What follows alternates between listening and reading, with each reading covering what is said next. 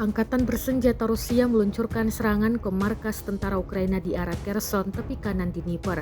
Markas sementara Ukraina dibakar drone peledak Rusia dalam sekali hantaman. Rekamannya beredar di Telegram pada Senin 3 Juni 2024. Dalam keterangan unggahan disebutkan, pengintai Rusia melihat kedatangan truk pick-up dari tentara Ukraina yang berposisi sebagai kru drone Ukraina. Setelah menunggu drone dan amunisi Ukraina benar-benar diturunkan, drone FPV Rusia terbang untuk berburu.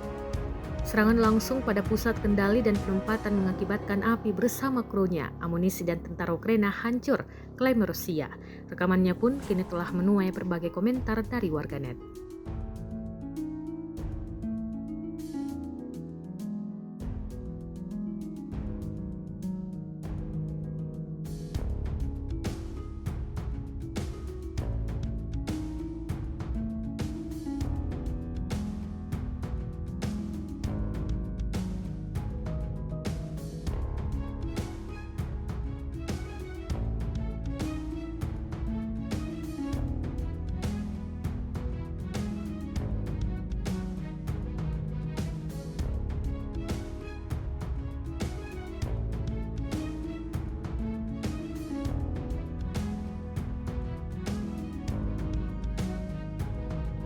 Download Tribun X sekarang, menghadirkan lokal menjadi Indonesia.